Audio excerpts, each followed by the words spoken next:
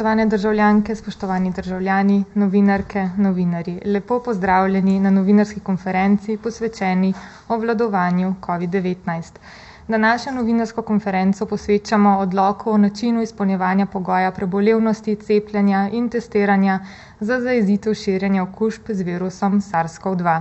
Za podrobnosti v zvezi s tem odlokom sta danes z nami državni sekretar na Ministrstvu za zdravje mag. Franc Vindišar in pa državni sekretar na Ministrstvu za gospodarski razvoj in tehnologijo gospod Simon Zajc. Govorni jezik bo danes oznakovnega tolmačila gospa Marjeta Bizant. Kar se tiče epidemioloških razmer, podatki kažejo, da je bilo včeraj potrjenih 282 novih okužb, kar je kljub temu, da nedeljski podatki veljajo za netipične, kar 47 več kot preteklo nedeljo.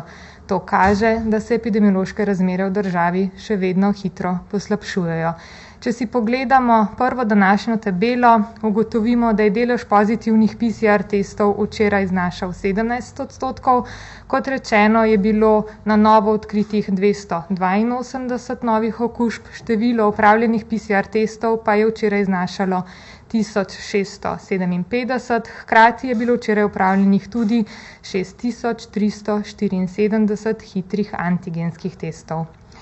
Število aktivnih primerov v naši državi se je približalo 10.000 in sicer jih je trenutno v državi po oceni NIJZ 9791. 14-dnevna incidenca po danes objavljenih podatkih znaša 462, 7-dnevno povprečno število novih primerov pa se je povzpelo na 841. Število COVID pacientov, ki potrebujejo bolnišnično obravnavo, se še naprej povečuje. Čez vikend je bilo v bolnišnice sprejetih 55 oseb, iz bolnišnic pa je bilo čez vikend odpuščenih 16 oseb. Skupaj se danes tako v naših bolnišnicah zaradi COVID-19 zdravi že 312 pacientov, od tega 74 na oddelkih intenzivne terapije. Te podatke si bomo sedaj skupaj ogledali tudi v drugi današnji tabeli.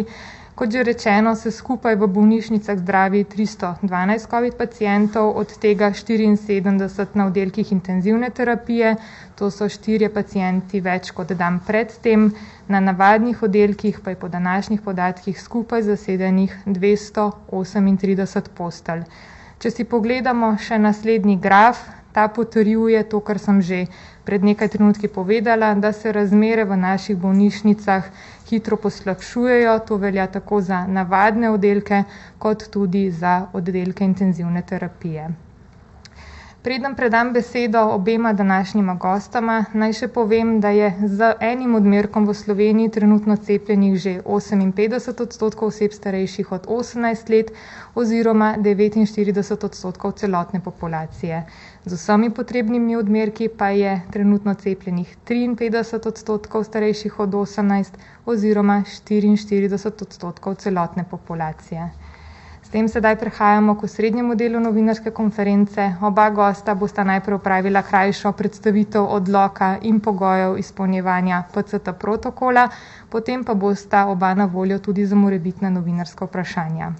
K besedi sedaj najprej vabim državnega sekretarja iz Ministrstva za zdravje, mag. Vindišarja. Izvolite.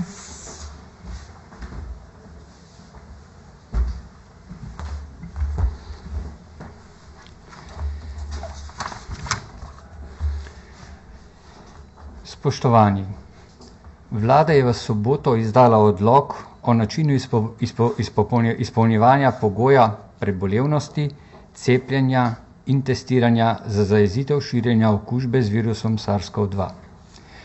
Preden pa vam predstavim spremembe, ki jih odlok prinaša, mi dovolite nekaj besed.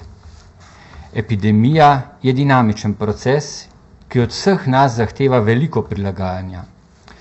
Zavedamo se, da vse te spremembe niso prijetne, tako za vas kot za nas. Toda na žalost, drugih možnosti nimamo več. Prilagajati se moramo skupaj, tako posamezniki kot tudi družba v celoti. Epidemija nas ne sme deliti, temveč ravno nasprotno, mora nas povezovati. In okoliščine v tem trenutku od nas zahtevajo, da ukrepamo odločno in s tem zaščitimo življenje ljudi. Odlok PCT, ki vam ga bom predstavil danes, je bil pripravljen z namenom, da zagotovi maksimalno zaščito vseh državljanov Republike Slovenije. Posebna skrb je namenjena omejenim kapacitetam zdravstvenega sistema. Ta trenutek imamo aktivnih že 10 COVID bolnišnic in s povečevanjem potrebnih kapacitet za COVID je pričakovati pomembno zmanjševanje rednih programov. Prosim vas za dosledno izvajanje vseh teh ukrepov. PCT odlok določa pogoj, torej pogoj prebolevnosti, cepljenosti ali testiranja, da ga morajo za čas opravljanja dela izpolnjevati vsi delavci in osebe, ki na kakršnikoli drugi pravni podlagi opravljajo delo pri delodajalci ali samostojno opravljajo dejavnost. PCT pogoj se izpolnjuje tako kot do sedaj. Sprememba je edino pri prebolevnikih, ki pogoj izpolnjujejo z dokazilom o pozitivnem rezultatu testa PCR, ki je starejši od 10 dni, razen če zdravnik presodi drugače, vendar ni starejši od 180 dni. S to spremembo pogoj izenačujemo z večino EU držav.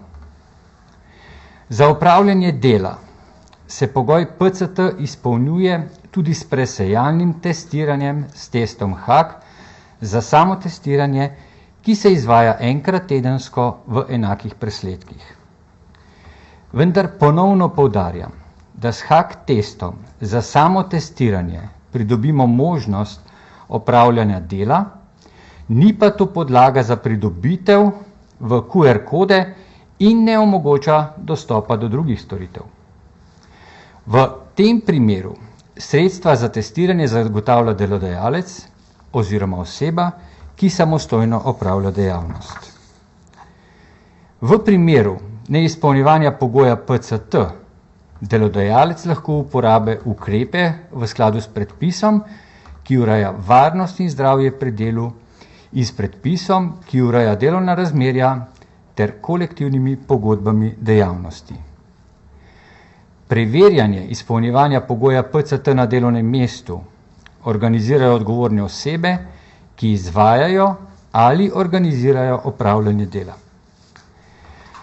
Prva, tako morajo PCT pogoj izpolnjevati vse osebe, ki so uporabniki storitev ali udeleženi ali prisotni pri izvajanju dejavnosti ali v okoljih. Stroške testiranja v tem primeru posamezniki krijejo sami. Pogoj PCT morajo izpolnjevati tudi uporabniki zavodov za prestajanje kazni zapora, prevzgojnih domov, centrov za tujce, azilnih domov in integracijskih hiš ob sprejemu v nastanitev ali ob ponovni vrnitvi v nastanitev, če je odsotnost trajala več kot 48 ur. V tem primeru je plačnik država.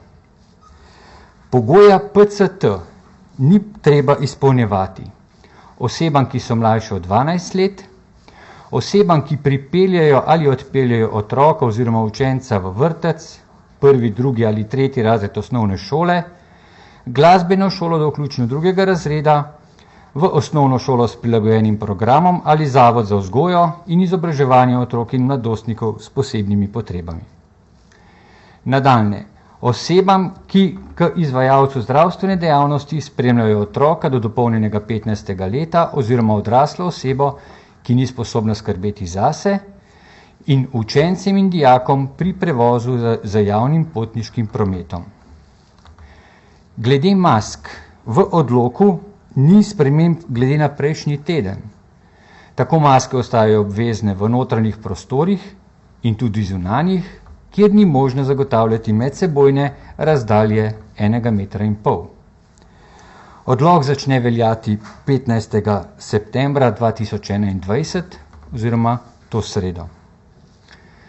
Spoštovani, število dnevno okuženih s COVID-19 je v prejšnjem tednu večkrat preseglo 1000. Določen odstotek teh bomo v naslednjih 14 dneh pričakali tudi v naših bolnišnicah. Zato smo v prejšnjem tednu začeli z največjo mobilizacijo slovenskih bolnišnic za covidne namene do zdaj. Zaradi bolnikov s covidom moramo prerasporejati kadre, izgubljamo veliko prepotrebnega prostora, medicinsko osebje pa nam izgoreva. In zavedati se moramo, da v bolnišnicah ne ležijo le covidni bolniki, ampak tudi rakavi bolniki, srčni bolniki. Zdravljenje pa moramo zagotavljati vsem. Zato ponovno prosim vse državljanke in državljane, le dosledno spoštovanje PCT pogoja nam bo v tem trenutku omogočilo delovanje družbe in delovanje zdravstvenega sistema. Smo v ključnem trenutku, ko lahko vsi skupaj vplivamo na to, kakšna bo jesen pred nami. Stopimo skupaj, bodimo enotni, bodimo razumni in se skupaj precepimo za zdravo prihodnost naše družbe. Hvala lepa.